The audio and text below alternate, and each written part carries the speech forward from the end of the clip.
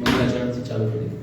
ચિંતા સંતાનં તારો યદાદાં મુજરે શ્રીયાનંતાં વિચારાચાર્યં પ્રણામામિ ગુરુ યદનુગ્રહતો જંતુ સર્વદુઃખાતિતો તમહં સર્વદા વંદે શ્રીમદ્વલ્લભનંદનં અજ્ઞાનતિમિરાન્ધસ્ય જ્ઞાનાഞ്જનશલાકયા ચક્ષુરુન્મિલિतं येन तस्मै श्रीगुरवे नमामि हृदये शेषे लीलाक्षिराब्धिसारिणि लक्ष्मीसहस्रलीलावै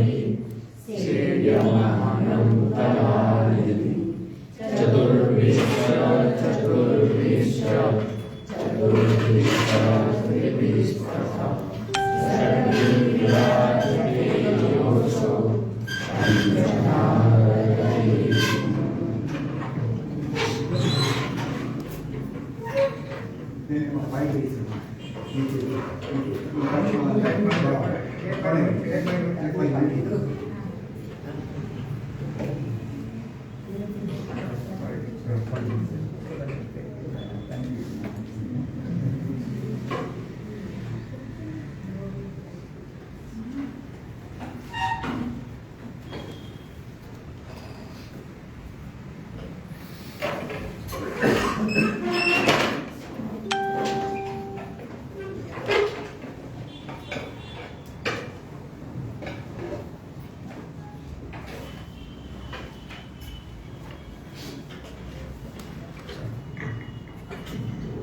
માઇક વિના ચાલશે? હાલશે? એમાં આપણે નહીં માઇક સામે રિસ્પોન્સ આવે પછી તો પકડી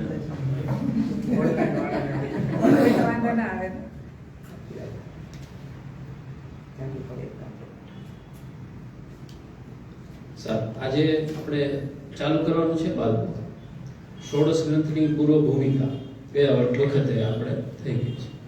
એટલે ષોડશ ગ્રંથ શું છે અને કયા કયા ગ્રંથો છે, ગ્રંથોનું વર્ગીકરણ કઈ રીતે થાય છે અને ષોડશ ગ્રંથ વિશેની એક બેઝિક પરિચય ષોડશ ગ્રંથનો આપણે લીધો. હવે આજે શરૂઆત બાલબોધથી કરીએ. શ્લોકાર્થ સાથે ડિટેલમાં બાવા લેશે જ, પણ આજે એમની પૂર્વ ભૂમિકા બાલબોધ ગ્રંથથી ચાલુ કરીએ.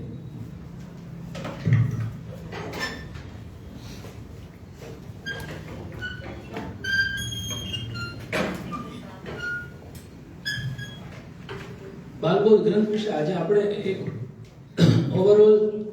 ઓવરવ્યૂ જોવાનું છે કે બાલબોધ ગ્રંથ છે. આપણે ષોડશ ગ્રંથના પાઠ કરીએ તો પહેલા એમના ટકા, પછી બાલબોધ આવે. પાઠ તો કરતા હોઈએ, એની અંદર શું છે એ સમજવાનું છે. એક એક શ્લોકનો મિનિંગ શું થાય એ આગળ આપણે કરશું.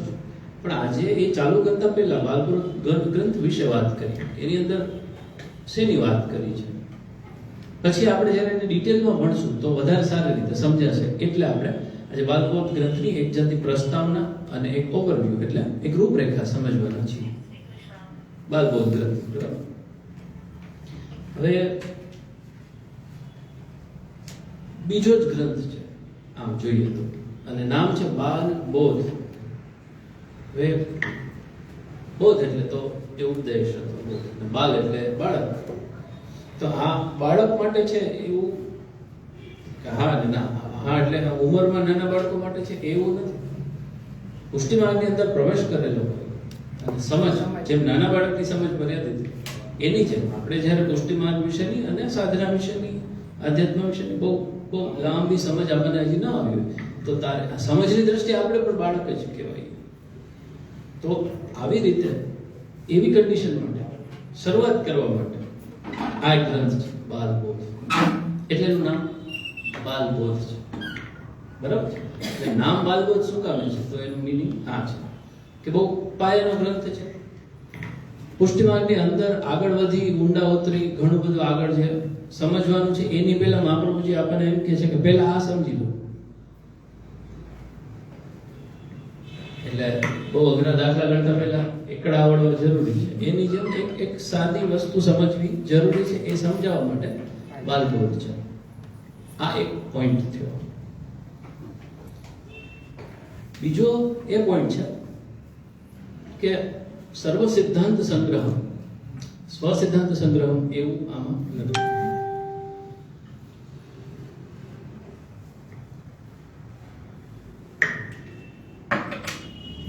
સર્વ સિદ્ધાંત સંગ્રહ, સ્વ સિદ્ધાંત સંગ્રહ સિદ્ધાંત મુક્તાવલીમાં આવશે.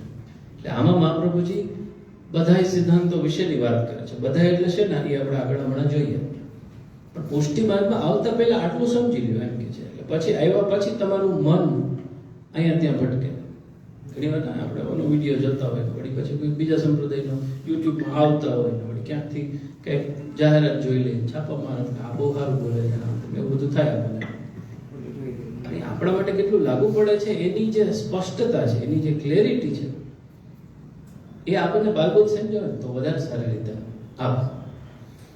કોઈ કંઈ બોલતું હોય, કોઈ ઉપદેશ આપતું હોય, આપણા સંપ્રદાયનું ના હોય તો એ આપણા માટે લાગુ પડતું પણ હોય અને ના પણ પડતું હોય. તો એની સમજ કેમ આવે? તો આ બાલબોધ સમજાવે તો થોડુંક આપણને ત્યારે સ્પષ્ટતા અને સભાનતા રહે કે આ આપણા માટે લાગુ પડે છે, ભક્તિ માર્ગને રિલેટેડ છે કે નથી, કે આપણા માર્ગને કનેક્શનમાં જ નથી, ખરાબ નથી પણ આપણને લાગુ નથી પડતું એમ. તો એ બધી વસ્તુ સમજવાની છે બાલબોધમાં. આ એક બાબત. હવે જેમ ગયા વખતે જોયું કે શરણાગતિ, પછી સેવા, સમર્પણ અને ભક્તિ, એ જે 4 કેટેગરી છે એમાં બાલબોધ આવશે શરણાગતિમાં. બરાબર છે કે શરૂઆતની વસ્તુ છે અને શરૂઆત કરવાની છે શરણાગતિથી જ થશે. એટલે એની જે કેટેગરી છે 4 માંથી શરણાગતિમાં આવશે. પછી થોડુંક આપણે પ્રાસંગિક જઈએ. એની શું છે 84 વાર્તામાં કોના માટે આ ગ્રંથ મહાપ્રભુજીએ ઉપદેશેલો, કઈ ખ્યાલ હોય તો ખબર છે? નહીં? ઓકે. નારદાસ. યસ. આમ એવું કહેવાય છે કે એમની રચના એની પહેલા થયેલી. મહાપ્રભુજીએ ત્યારે ને ત્યારે લખેલો એવું નથી. એ રચના પુષ્કરમાં મહાપ્રભુજીએ કરેલી હતી. અને એનો જે ઉપદેશ નારાયણદાસને આપેલો છે એ વાર્તામાં આપણને ઉલ્લેખ મળે છે. 84 વાર્તામાં નારાયણદાસ કાયસ્થ અંબાલા, એની વાર્તામાં. નારાયણદાસની વાર્તા થોડીક જોઈએ તો આપણને આ ગ્રંથ સમજવામાં થોડીક વધારે સરળતા રહે. આપણે એવો એપ્રોચ લઈએ છીએ. એક શ્લોકનું ભાષાંતર ચાલુ કરી એની પહેલા એનું એક પૂર્વ ભૂમિકા અથવા પૃષ્ઠ ભૂમિકા, એનું બેકગ્રાઉન્ડ આપણે સમજી લઈએ તો વધારે સારી રીતે આપણને સમજે છે. ઓકે. તો નારાયણદાસની વાર્તાનો થોડોક અંશો લઈએ આપણે, પછી ગ્રંથમાં એનું કન્ટેક્સ્ટ શું છે એ સમજીએ. નારાયણદાસ નાની ઉંમરે થોડાક દૂષણોમાં ફસાઈ જવાને લીધે ઘર છોડી દેવું પડેલું. પછી દક્ષિણમાં જતા રહ્યા, સાઉથમાં.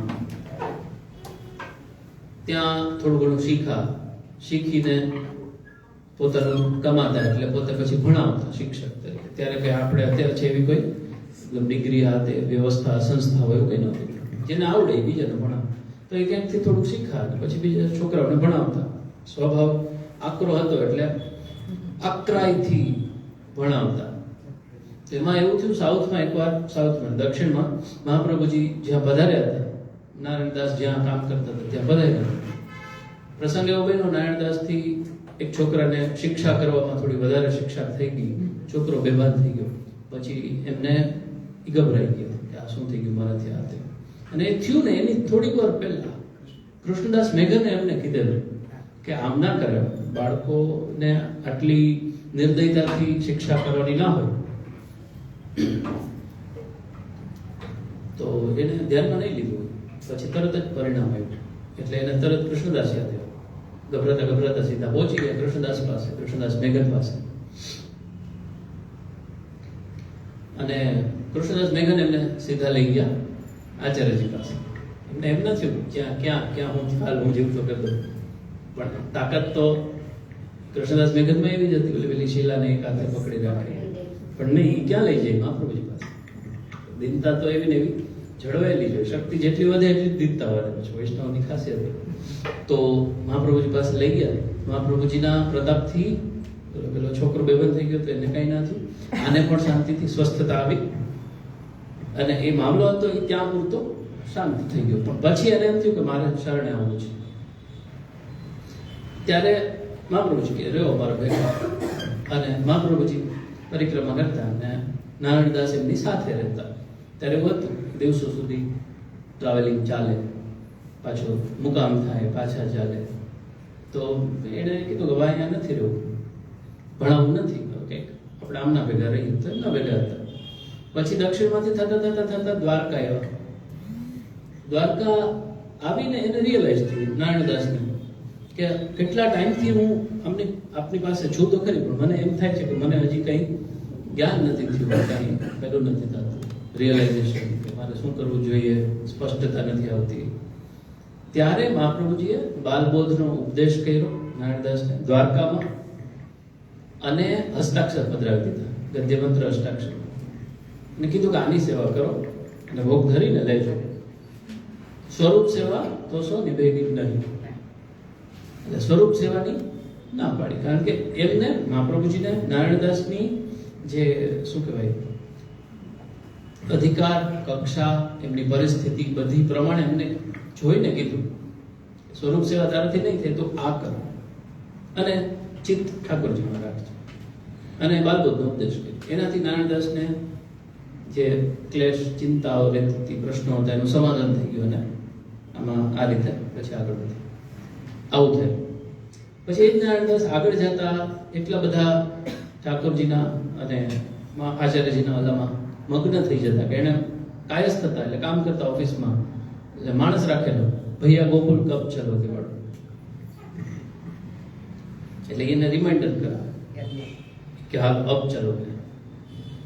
એટલે પછી એ હદે આપણે અવસ્થા જોઈ શકીએ કે ક્યાં હતી કે એકદમ મારપીટ કરવાવાળો માણસ, પછી આચાર્યજીને શરણે આવે, પછી એમની અવસ્થા થોડી કન્ફ્યુઝન વાળી છે, પછી સ્પષ્ટતા છે, પછી એકદમ કનેક્ટેડ છે, સતત એમાં નિમગ્ન રહે છે અને રહી શકે છે. આ એની અવસ્થા છે. હા, એમાં બહુ વધારે ઊંચો આ તે બહુ ઉપદેશ આપ્યો છે એવું નહીં, મહાપ્રભુજી કૃપા કરી બાલબોધ સમજાવ્યો છે ને એને સમજાઈ ગયું છે. અને બીજો પોઈન્ટ જોવાનો એ છે કે એમને સેવા નથી પધરાવી આપી, હસ્તાક્ષર પધરાવી દીધા, એમને ભોગ ધરી ને લે છે, એટલે સમર્પિત જીવન નીભે છે સ્વરૂપ સેવાની, કારણ કે એમની પરિસ્થિતિ એવી નથી. મહાપ્રભુજી એમને એમ લાગ્યું કે તેની પરિસ્થિતિ એવી નથી, એટલે સ્વરૂપ સેવા એક વસ્તુ છે જે પુષ્ટિમાર્ગ મુખ્ય વસ્તુ છે, પણ પરિસ્થિતિ ના હોય ને બહુ ઉત્સાહથી, ઉતાવળથી ચાલુ કરી દેવી, પછી ક્લેશ થાય, એના કરતાં જ્યારે ઠાકોરજીની કૃપાથી યોગ્ય સમય આવે ને ત્યારે ચાલુ કરીએ તો વધારે સારું થાય. આ પણ વાર્તામાંથી આપણે સમજવું જોઈએ. હવે આ બેકગ્રાઉન્ડ છે, બાલબોધના ઉપદેશ એમને આવ્યો છે, એમને ક્લેરિટી આવી છે. કન્ફ્યુઝન જે પ્રકારનું હોય એ પ્રકારનો એનો જવાબ આવે ને એ પ્રકારે એની ક્લેરિટી આવે. તો બાલબોધની અંદર જે ક્લેરિટી આવે છે એ કયા વિષયને લઈને આવે છે? પુરુષાર્થ ખાસ તો, અને મોક્ષને ધ્યાનમાં રાખીને જે કંઈ પ્રશ્નો છે એના જવાબ આપણને આ ગ્રંથમાં મળશે. પુરુષાર્થ. હવે બાલબોધની વાત કરતા પહેલા ખાલી પુરુષાર્થની વાત કરીએ. પુરુષાર્થ એટલે શું થાય? આપણને જે કંઈ ઈચ્છાઓ થતી હોય, દેશી ભાષામાં કે તૃષ્ણા કહેવાય, તૃષ્ણાઓ એટલે ઈચ્છાઓ આપણને થતી હોય, હું આ કરી લઉં, પછી આ થઈ જાય તો કઈ મજા આવી જાય, આ હજી કરવાનું મારે બાકી છે, આ એક થઈ જાય તો મજા જ આવી જાય, એ બધું જે છે એ આપણી ઈચ્છાઓ છે. અને આપણે કોઈ પણ કાર્ય કરીએ એની પાછળ તો આપણી ઈચ્છા જ હોય છે, મોટિવ હોય, રાઈટ? એક્શન હોય અને મોટિવ હોય, એટલે આપણે કર્મ કરીએ એની પાછળ આપણે એક ઇન્ટેન્શન હોય, કે આપણી મતિ હોય, બુદ્ધિ હોય. તો એ જેટલી પણ મનુષ્યની ઈચ્છાઓ છે, જેટલી પણ ઈચ્છાઓ છે એને આપણે ત્યાં 4 પુરુષાર્થમાં વિભાજિત કરેલ છે. પેલું છે ધર્મ, અને નામ આપણને ખબર છે પણ આપણે એને અર્થ સમજીએ. ધર્મ, અર્થ, કામ અને મોક્ષ. હવે આ ખબર છે 4 પુરુષાર્થ ક્યાં કે ધર્મ, અર્થ, કામ, મોક્ષ. પણ એનો મિનિંગ શું થાય ખબર છે કોઈને? નહીં? ઓકે. હવે વાત થઈ ઈચ્છાની. હવે આપણે યુઝ્યુઅલી એવું સમજીએ કે ઈચ્છા એટલે કામ, અને આ ધર્મ એટલે ધર્મ, અર્થ એટલે અર્થ, મોક્ષ એટલે મોક્ષ. પણ હકીકતમાં આપણી જે ઈચ્છાઓ છે, કામનાઓ છે, એને જ આ 4 ભાગમાં આવી રીતે પડે કે આપણે કર્તવ્યને રિલેટેડ જેટલી ઈચ્છાઓ છે આપણા ધર્મને માટે, કે મારે હવે એવી વ્યવસ્થા થઈ જાય તો સેવા કરવાની મજા આવે, અથવા તો હવે જો આના લગ્ન થઈ જાય પછી હું છૂટો હોઉં, એ બધી જે એ આપણે કર્તવ્યની વાત છે ને, આપણી ફરજની વાત છે. એ પણ ઈચ્છાઓ જ છે, પણ એ આ મોજ શોખની ઈચ્છા નથી. શેની છે? આપણી ફરજને લગતી. તેથી ધર્મમાં આવશે. ધર્મ એ પુરુષાર્થ છે, ધર્મ આપણી ફરજ. પછી છે અર્થ. અત્યારે આટલી ઇન્કમ છે, આટલી થઈ ગઈ તો મજા આવી જાય, આવું બધી ઈચ્છા હોય છે. બેસી જવું પાછળ.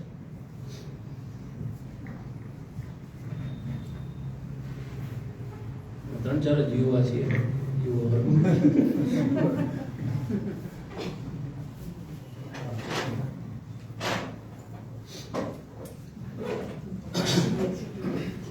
તો અર્થ એટલે દ્રવ્ય, સંપત્તિ, જે કઈ આપણે અર્જન કરવાનું છે, જે કઈ આપણે પ્રાપ્ત કરવાનું છે.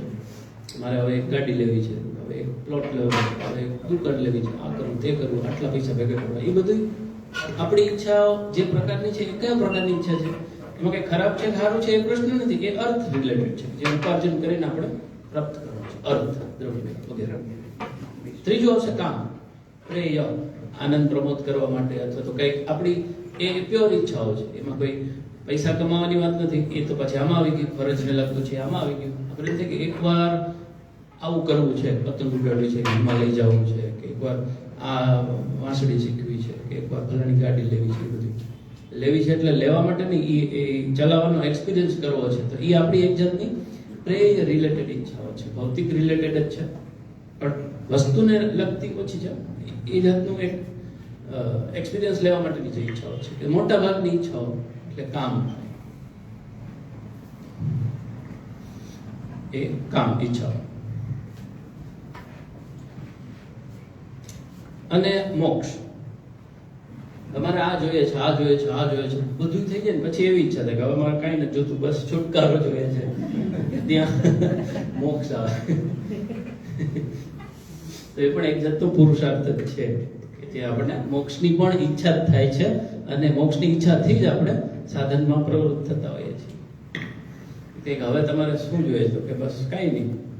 એટલે મુચકુંદ રાજા નથી કે તમે માંગો તો કે બસ મારે હવે સુઈ જવું છે, કારણ કે એને જેટલું જોતું હતું બધું મળી ગયું. રાજ્ય, સમૃદ્ધિ, પ્રસિદ્ધિ, બધું એક જાતની. પછી જ્યારે તમને બધું મળી જાય પછી ત્યારે બધું મેળવવાની ઈચ્છા ના થાય, બધું છોડવાની ઈચ્છા થાય, કારણ કે એક રીતે એનો બોજો લાગતો ના હોય ત્યારે એની ઈચ્છા થતી હોય. એટલે એ આવશે મોક્ષ. હવે આ આપણો વિષય છે આજનો, મોક્ષ. હવે આપણે જે વાત કરી ધર્મ, અર્થ, કામ, મોક્ષ, એ લૌકિક રીતે ચારેય શબ્દને સમજે છે, કારણ કે સમજવાની શરૂઆત આપણને જે પેલી ખબર હોય ને ત્યાંથી થાય. વૈદિક રીતના પણ ધર્મ, અર્થ, કામ, મોક્ષ છે, કે જેનો જે સમજ છે એ વેદમાં, ઉપનિષદોમાં અને આપણા શાસ્ત્રોમાં આપવામાં આવેલી છે, કે આપણો ધર્મ શું છે, આપણો અર્થ શું છે, આપણું કામ શું છે, મોક્ષ શું છે. તો એ લૌકિકથી એક સ્ટેપ આગળ આપણા પુરુષાર્થની વાત થઈ. અને એવી જ રીતે પુષ્ટિ માર્ગના ધર્મ, અર્થ, કામ, મોક્ષ શું છે એની વાત કરવામાં આવી છે ચતુશ્લોકીમાં. એ આપણે ચતુશ્લોકી ભણશું ત્યારે એમાં જોશું. પણ મેં તમને અત્યારે જે સમજાવ્યું છે એ એનો લૌકિક અર્થ થયો. પછી એનો વૈદિક અર્થ પણ થાય કે માનવ જીવનના કલ્યાણ માટે ધર્મ શું હોવો જોઈએ, અર્થને કઈ રીતે સમજવો જોઈએ, અને કામને કઈ રીતે હેન્ડલ કરવાનું હોય છે, અને મોક્ષનો મિનિંગ માનવ જીવનમાં શું થાય છે. તો એક શુભ અને સુખાકારી અને કલ્યાણકારી લેવલે ધર્મ, અર્થ, કામ, મોક્ષનો અર્થ આપણને આપણા શાસ્ત્રોમાંથી મળે છે. અને પુષ્ટિ માર્ગમાં પણ પાછું તો આપણા માટે ધર્મ શું છે, આપણા માટે એનો એ જે વિષય છે એ બાલબોધનો નથી પણ ચતુશ્લોકીનો છે. ત્યારે આપણે ડિટેલમાં ભણશું. તો બાલબોધમાં આપણું જેમ કે છે કે ધર્મ, અર્થ, કામ આ બધા જે છે એને લગતી વાત અત્યારે મારે નથી કરવાની, કારણ કે એ ઓલરેડી શાસ્ત્રોમાં થઈ ચૂકી છે. અને મહાપ્રભુજીના શાસ્ત્રોમાં જોઈએ તો સર્વ નિર્ણયમાં આ ત્રણેય વિશે ઘણી વાત થઈ છે. તો અત્યારે વાત થશે મોક્ષ, કારણ કે જો ધર્મ શું હોવો જોઈએ, શું ના હોવો જોઈએ એની વાત મહાપ્રભુજી કહે છે કે તો ધર્મશાસ્ત્રને જોઈ લો અને સ્વધર્માચરણ શક્ય. એટલે એમાં કે મારે કંઈ કહેવાનું નથી, કારણ કે એનાથી અલગ હું કંઈ કહેવા માંગતો નથી. તો પછી તમે જે એનો મેઇન રેફરન્સ છે ત્યાંથી જ જોઈ લો. એ જ રીતે અર્થશાસ્ત્ર જે છે, કમાવું કઈ રીતે જોઈએ, એમાં નીતિ શું છે, કેવી રીતે ન કમાવું વગેરે, અને પછી કામ, એના પણ શાસ્ત્રો છે. પણ મોક્ષ જે વિષય છે એના વિશે કે આપણે આજે મહાપ્રભુજી કે વાત કરે છે બાલબોધની અંદર. આટલું ક્લિયર થઈ ગયું બધાને?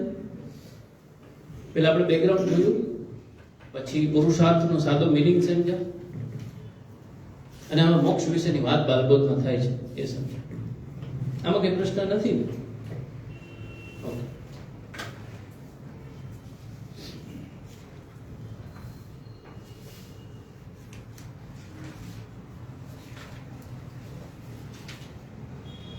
મોક્ષની વાત આવે છે તો આપણે ગ્રંથની વાત ઉપાડતા પહેલા એક વાત સમજીએ કે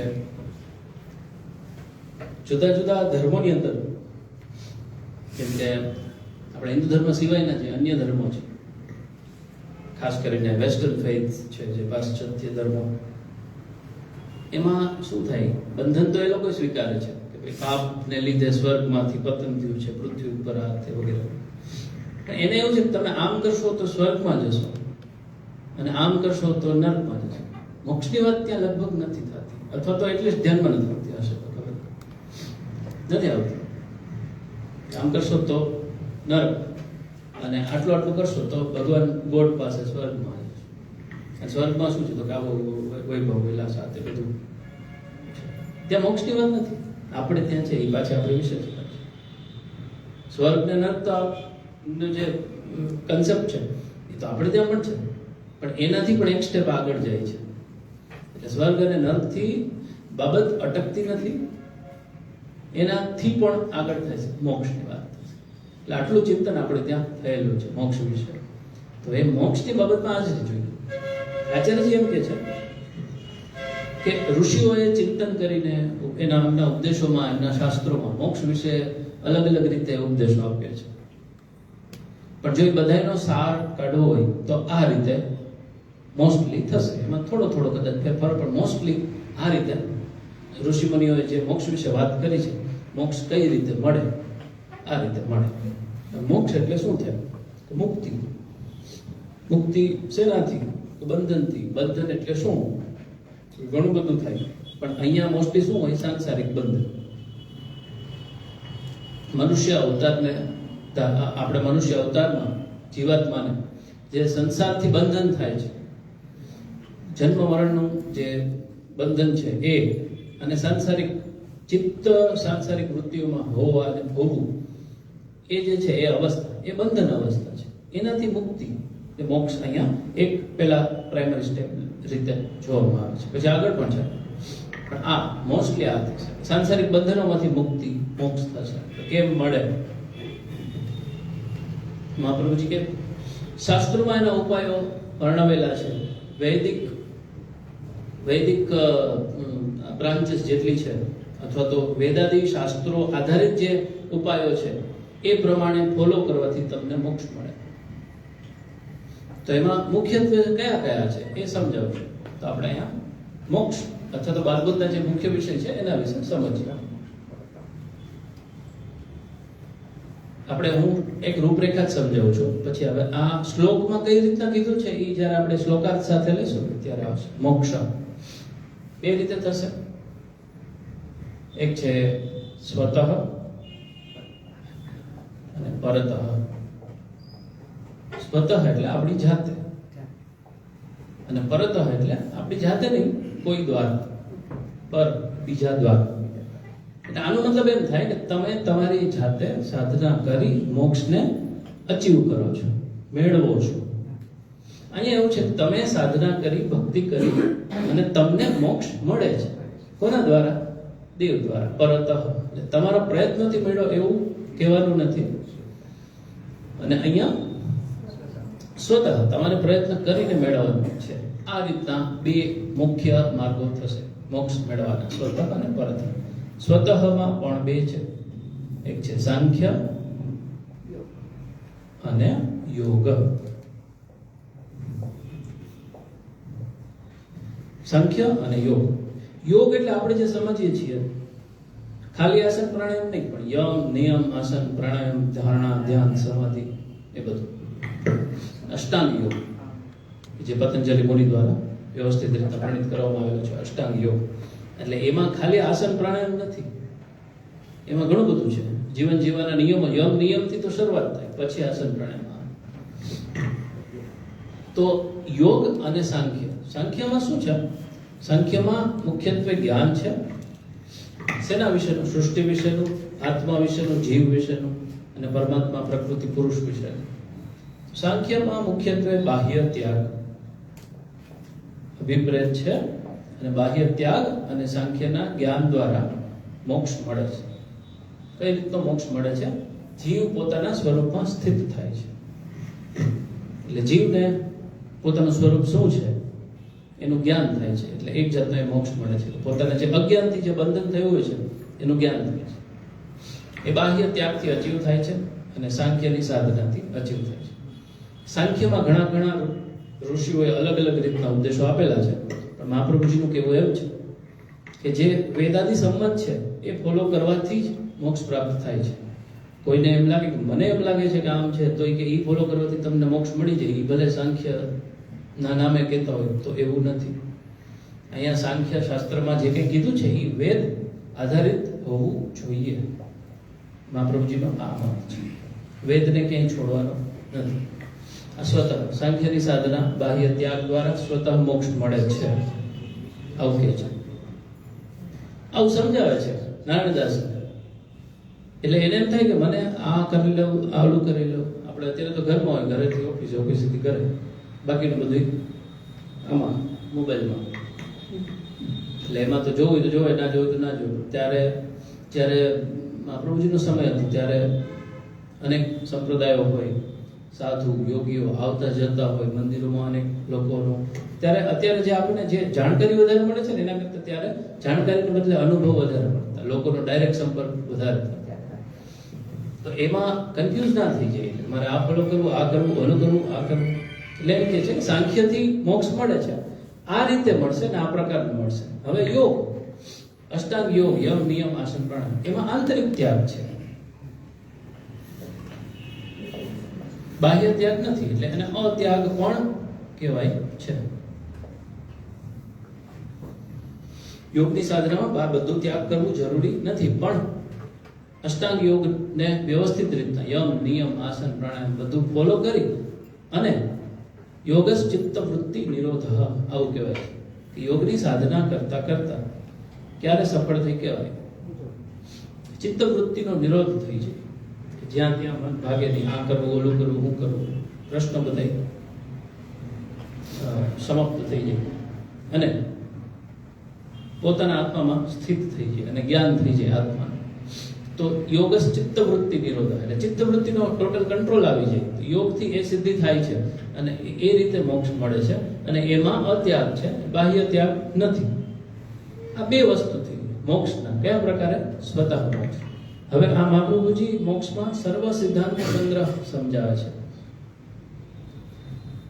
એમ નથી કહેતા કે આ આપણે કરવાનું છે કે તારે કરવાનું છે. એમ કહે છે કે મોક્ષ આટલી રીતે મળે. એમાં એક છે આપણી રીતે.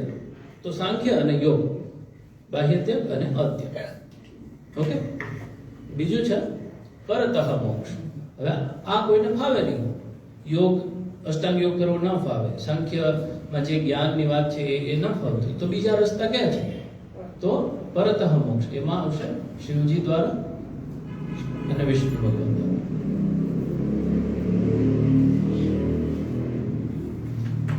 શિવજી અને વિષ્ણુ પણ મોક્ષના દાતા છે અને એમની સાધના, એમની ભક્તિ કરવાથી પણ મોક્ષ મળે છે. આ મહાપ્રભુજી સમજાવે છે. હવે આવું જ્યારે કહે છે ત્યારે એમનો થોડોક વધારે સારી રીતે મિનિંગ સમજવા માટે જોઈએ તો અથર્વશિખા ઉપનિષદનું નામ છે. અથર્વશિખા ઉપનિષદ છે. ઉપનિષદની અંદર એવું વર્ણન છે કે બ્રહ્મ શિવજીનું રૂપ ધારણ કરી અને જે સંહાર લીલા છે એને એનું લીલાનું રમણ કરે છે. એટલે શિવજી બ્રહ્મ શિવજી રૂપે જ પ્રગટ થાય છે. એટલે એકોહમ બહુશ્યામ પ્રજાયતે, પછી રૂપનામ વિભેદેન જગત ક્રીડતિ યો યતઃ, આ બધા જે આપણા મહાપ્રભુજીના ગ્રંથમાં વાત આવે છે અને ઉપનિષદોમાં વાત થઈ છે એ જ કહે છે કે એક જ બ્રહ્મ, એક જ પ્રભુ ના જુદા જુદા સ્વરૂપો છે. એટલે શિવજી દ્વારા પણ પ્રભુ જ લીલા કરે છે, પણ સંહારની લીલા કરે છે અને મુક્તિની લીલા કરે છે. એટલે જ્યારે સૃષ્ટિ બની છે, સૃષ્ટિને આખી સૃષ્ટિને એક સાથે મુક્તિ આપવા માટે શિવજીનો જ્યારે પ્રલયનો સમય આવે ત્યારે શિવજી તાંડવ કરે છે અને આખી સૃષ્ટિને મુક્તિ આપે છે એ સમયે. તો એ લીલા પણ શિવજી કરે છે અને શિવજીની ભક્તિ કરવાથી મુક્તિ મળી શકે છે. પછી આવે છે હવે એ ભક્તિ એટલે એમનામ નહીં, જે શાસ્ત્રમાં તંત્ર પ્રમાણે જે વાત કરી છે એક શૈવ તંત્રો છે ઘણા, એવી રીતના વૈષ્ણવ તંત્ર છે. વિષ્ણુ ભગવાનની ભક્તિ કરવાથી પણ મુક્તિ મળે છે. પણ એક અભિપ્રાય આમાં એવી રીતે પણ આપ્યો છે કે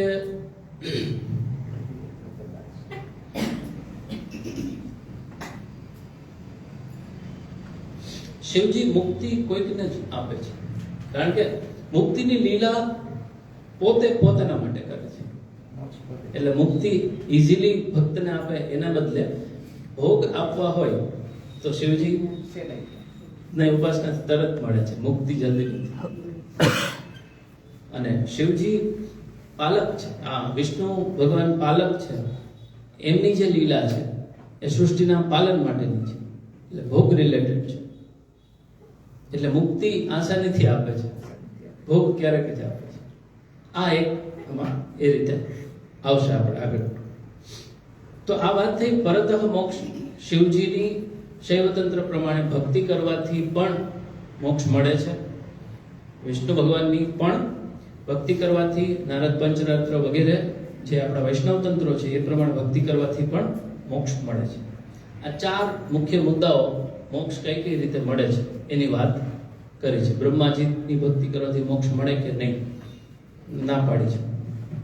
બ્રહ્માજી ડાયરેક્ટલી મોક્ષના દાતા નથી, એમનો એ અધિકાર નથી.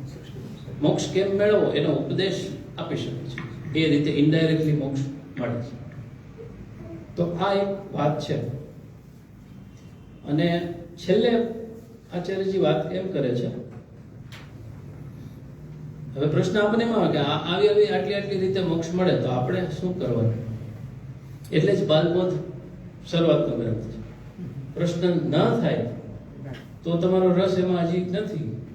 પ્રશ્ન, આટલા પ્રશ્નોના જવાબ મળ્યા પછી પાછો નવો પ્રશ્ન થાય, તમારી જિજ્ઞાસા એમાં વધારે છે. એટલે બાલબોધ એકચ્યુઅલી બાકીના 16 ગ્રંથો છે એમાં વધારે રુચિ જન્મવા માટે પણ એ કામ કરે છે.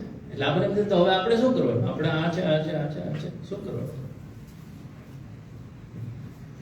તો એનો જવાબ બાલબોધમાં તો થોડોક ટૂંકમાં હિન્ટ જ આપી છે. એકચ્યુઅલી જવાબ આપણને મળશે પાછો સિદ્ધાંત મુક્તાવલી, તરત આવશે સિદ્ધાંત મુક્તાવલી પ્રવક્ષ્યામી સ્વસિદ્ધાંત. હવે આપણે શું કરવું જોઈએ એ વાત કરે છે. પણ બાલબોધથી નારાયણદાસનો પ્રશ્ન સોલ્વ થઈ ગયો, એટલે એ ભક્તિ કરવા માંડ્યા. પણ આપણે જ્યારે અભ્યાસ કરીએ છીએ, બાલબોધ સમજી લે તો આપણને પ્રશ્ન પહેલા હોય પૂરા થાય, મોક્ષ વિશેના પ્રશ્ન સમજાય છે, આ પુરુષાર્થ વિશેના પ્રશ્નો સમજાય છે. પણ આપણે શું કરવું જોઈએ એના પ્રશ્નો જાગે, તો એ જાગવા જ જોઈએ. કારણ કે તમારી રુચિ હોય અને નિષ્ઠા હોય તો આ પ્રશ્ન ના જાગે તો પછી હરખાઈ દે, આપણે ભણ્યા ના હોય. તો જાગે એટલે એનો જવાબ આપણને આગલા ગ્રંથમાંથી મળશે. આ રીતે 16 ગ્રંથને સમજવાનું છે. એની લિંક છે આખી, એવી રીતે ગ્રંથો એકબીજા સાથે જોડાયેલા છે. તો આમાં હિન્ટ છેલ્લે એમ આપે છે કે સમર્પણેનાત્મનો હિ તદીયત્વ ભવેત ધ્રુવ અતદીયતયા ચાપી કેવલશ્ચિત સમશ્રિત. આપણે શું કરવાનું છે? આપણે ત્યાં મોક્ષ ડાયરેક્ટ ખુલીને વાત નથી કરતા મહાપ્રભુજી. પણ એમ કહે છે કે એમના થઈ જવું. ઈ શેનાથી થાય? એમના થઈ જવું. તદીયત્વ એટલે એટલે કોણ? પ્રભુ. એમના થઈ જવું, એમના પણ એમના મય થઈ જવું. એ શેનાથી થાય છે? આત્મસમર્પણથી થાય છે. સમર્પણેન આત્મનો હિ તદીયત્વમ ભવેત ધ્રુવમ. એટલે સ્વરૂપ સેવા નથી પધરાવી, પણ સમર્પણ તો કરેલું છે નારાયણદાસ કે અલે અષ્ટાક્ષર અને ભોગ ધરીને લઈ જાય. સ્વરૂપ સેવા ખાલી નહીં થાય, કારણ કે એમની પરિસ્થિતિના અધિકાર એ રીતનો છે, પણ એમની જે લાઈફસ્ટાઈલ છે એ તો સમર્પિત જ છે. અને અતદીયતયા ચાપી કેવલશ્ચિત સમશ્રિતઃ. અને આ રીતે તદીય નથી થવાતું તો ખાલી આશ્રય થવા છે. એ પહેલું સ્ટેપ છે શરણાગતિ. પણ જ્યારે સમર્પિત થાય છે ત્યારે તદીયપણું આવે છે. તદીયપણું એટલે આપણે ઠાકોરજીના છીએ અને આપણે ઠાકોરજી સાથે કનેક્ટેડ છીએ એવો એક ભાવ આવી જાય છે. પછી વૈષ્ણવની અસ્મિતા, મહાપ્રભુજીના વૈષ્ણવ તરીકેની પુષ્ટિમાર્ગી અસ્મિતા આપણી અંદર પ્રગટે છે. અને પછી શું કરવું શું ના કરવું એ બધી વાત આગલા ગ્રંથોમાં છે. વિવેક ધૈર્યાશ્રીમાં છે, સિદ્ધાંત રહસ્યમાં છે, ચિંતા થાય તો નવરત્નમાં છે. પણ અહીંથી શરૂઆત થાય છે. આ તો હજી સ્ટાર્ટિંગ છે એની વાત. વૈષ્ણવી જીવનમાં ષોડશ ગ્રંથની મજા એ છે કે આમ તમને ડાયરેક્ટ કહે છે કે આમ કરવું આમ નહીં કરવું. તમને આ પ્રશ્ન હોય તેનો સોલ આમ થાય, આવું હોય તો આમ થાય. જ્યારે આપણે ઓલું તત્વદર્શન નિબંધની જે પૂર્વ ભૂમિકા લીધી તો બહુ ડિટેલમાં છે. એ એકેડેમિક્સ વિદ્વાનો માટે છે, વધારે ડિટેલમાં છે. કોઈને એટલી સમજમાં રસ ના પડતો તો ષોડશ ગ્રંથથી શરૂઆત કરવાની. આપણે સ્ટ્રક્ચર પહેલા એવું સમજ્યા હતા કે પહેલા તત્વદર્શન સમજવાનું, પછી નિબંધ ને પછી આપણે ષોડશ ગ્રંથ સેવા એ પ્રમાણે કરવાની. એ ક્લાસિક સ્ટ્રક્ચર છે. તો માનો કે આપણો અધિકાર એટલો નથી કે આપણી કેપેસિટી એટલી નથી કે આ બ્રહ્મ આવે છે મગજ ચકરી ખાઈ જાય છે કે સમજાતું નથી. તો ષોડશ ગ્રંથથી શરૂઆત કરીએ તો પણ આપણી ગાડી ચાલુ થઈ છે. ષોડશ ગ્રંથની મજા પાછી એ છે કે તમને સીધો ઉપદેશ આવે છે શું કરવું શું નહીં. કર્તવ્ય નિર્ધારણમાં સીધું ષોડશ ગ્રંથ આવે છે. પછી મહાપ્રભુજીની કૃપા હોય તો સીધું ચિત્ત ઠાકોરજીમાં અને લીલામાં લાગી જાય. અને બીજી વાત, વ્યવસ્થિત સાચી રીતે સમજવાથી આપણી લાઈન ક્લિયર રહે છે, અડાવડી નથી થતી. મજા એ છે ષોડશ ગ્રંથની અંદર જે ઉપદેશો છે એ પુષ્ટિમાર્ગની એક જાતની સિસ્ટમ સમજાવે છે કે આ કેમ ચાલવું અને કેમ ના ચાલવું. અન્યાશ્રય ના કરવો એની સમજ ષોડશ ગ્રંથ સમજાવો તો વ્યવસ્થિત રીતે આવે. ખાલી કૃષ્ણાશ્રય વિવેક ધૈર્યાશ્રય બે સમજીએ તો ક્લિયર થઈ જાય. અન્યાશ્રય શું કામ ના કરવો, આશ્રયનું સ્વરૂપ શું છે.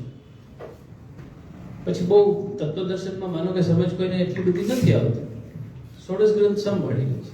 એ આચાર્યજીની વાણીનો પ્રતાપ છે.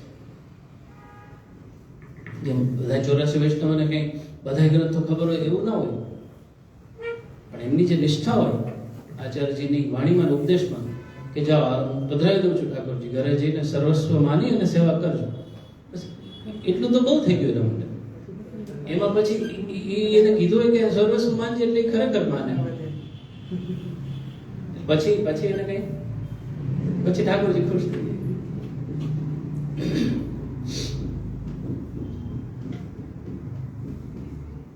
તો આ વાત છે. તો તદીયત્વની વાત આચાર્યજી આમાં કરે છે છેલ્લે, અને હિન્ટ આપે છે વૈષ્ણવે શું કરવાનું છે.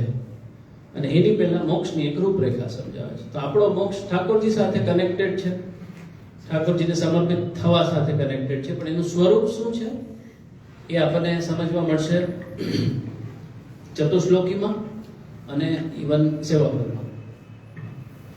મુક્તિ વિશે જ્યારે કયા પ્રકારની મુક્તિ હોય છે સમજશું ત્યારે. તો આ એક બ્રોડ રૂપરેખા થઈ છે બાલબોધની અંદર શું સમજવાનું છે એની.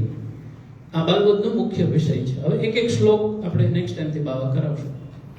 નત્વા હરિમ પ્રવક્ષ્યામિ સર્વ સિદ્ધાંત સંગ્રહ.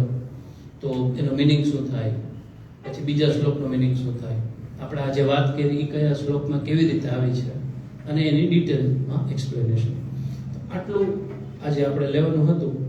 આમાં કંઈ પ્રશ્ન હોય તો આપણે ચર્ચા કરીએ, અને સિવાયનો કંઈ પ્રશ્ન હોય તો પણ ચર્ચા કરીએ, પછી પૂરું કરીએ.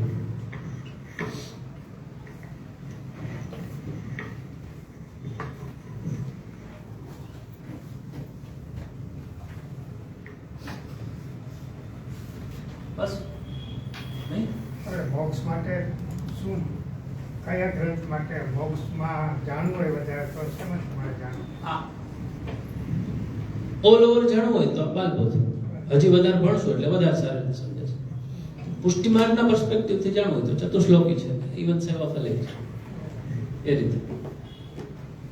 એટલે આપણે આપણા માટે કરવું હોય તો એ ચતુશ્લોકીમાં આવશે કે આપણો મોક્ષ એટલે શું, આપણો ધર્મ. આ જે 4 પુરુષાર્થ છે ચતુશ્લોકી એટલે 4 માટે. આપણો ધર્મ શું, પુષ્ટિ માર્ગી તરીકે આપણો અર્થ શું, આપણો કામ શું, આપણો મોક્ષ શું. હા, તો એ ચતુશ્લોકીનો જવાબ આપે છે. અને જનરલ લેવલેથી ચાલુ કરો કે મોક્ષ એટલે શું થાય, મોક્ષ કેમ મળે, પુષ્ટિ માર્ગ સિવાય એની સિસ્ટમ શું છે, તો બાલબોધ છે. આપણે આજે સમજ્યા આજે ઈ છે. અને આપણા માટે પછી ડિટેલમાં ચતુશ્લોકીમાં આવશે. ઇવન સેવા ફલને પણ એમાં એનું ફલ જ છે, કયા કયા પ્રકારના ફલ મળે. તો ફલ એક જાતનો મોક્ષ ગણી શકે, પણ એમાં બંધનને નેગેટિવલી ના લે તો, કારણ કે એ થોડુંક અલગ પ્રકારનો ગ્રંથ છે.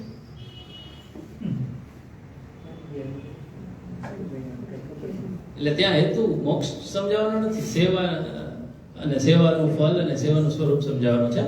પણ આપણે આપણો મોક્ષ સમજવો હોય તો આપણે વિચારીએ ને કે ફલ શું મળે, મોક્ષ માટે જ કંઈક કરતા હોય તો એની વધારે સારી સમજ સેવાના દ્રષ્ટિએથી અને પુષ્ટિ માર્ગની દ્રષ્ટિએથી આવશે. અને ડાયરેક્ટ બાકી ચતુશ્લોકીમાં છે. હા, પછી બાકી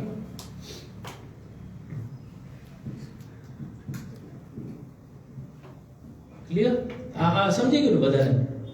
તો હવે આવતી વખતથી એક એક શ્લોક ચાલુ થશે અને એનો અર્થ આવશે. પછી જ્યારે આપણે પાઠ કરીએ તો આ બધું પાછું આપણને યાદ આવશે. એટલે આ રીતે ગ્રંથને સમજવાનો હોય છે. ગ્રંથ આવડે એટલે એમાં મહાપ્રભુ આપણને શું કહેવા માંગે છે એ જ સમજવાનું છે. બીજું કઈ ગ્રંથ એટલે કઈ બહુ મોટી અઘરી વસ્તુ છે એવું નથી સમજવાનું. અને આવડી જાય તો મને બહુ બધું આવડે છે એવું તો હાવ નથી સમજવું. કારણ કે તમને કોકને ના આવડતું ને આપણને આવડતું ને એટલે આપણને એમ થાય આને તો આવડતું નહીં, કાં પછી એમ થાય મને તો કેટલું આવડે. પણ આપણાથી જાય કોઈને આવડતું જ એ પ્રશ્ન વિચારવાનો જ નથી. મહાપ્રભુજી શું કહેવા માંગે છે એ સમજવા માટે આપણે ગ્રંથ આપીએ છીએ. બીજો કોઈ હેતુ ગ્રંથ ભણવાનો કઈ છે જ નહીં. મહાપ્રભુજીનો ઉપદેશનો આશય અવતાર કાળમાં નથી બિરાજતા ત્યારે વાણી સ્વરૂપે બિરાજે છે. તો આપણે એને કેમ ના ભણીએ? સાક્ષાત મહાપ્રભુજી તો છે. તો એ સમજવા માટે આપણે ગ્રંથ અભ્યાસ કરીએ છીએ, બીજો કોઈ હેતુ નહીં. તો આટલું રાખીએ, કઈ પ્રશ્ન હોય તો લઈએ, બાકી પૂરું કરીએ. બસ નથી કઈ પ્રશ્ન? રેડી? સારું, તો દ્રઢ કરીએ અને નેક્સ્ટ ટાઈમથી શ્લોકાર્થ સાથે આગળ વધશું.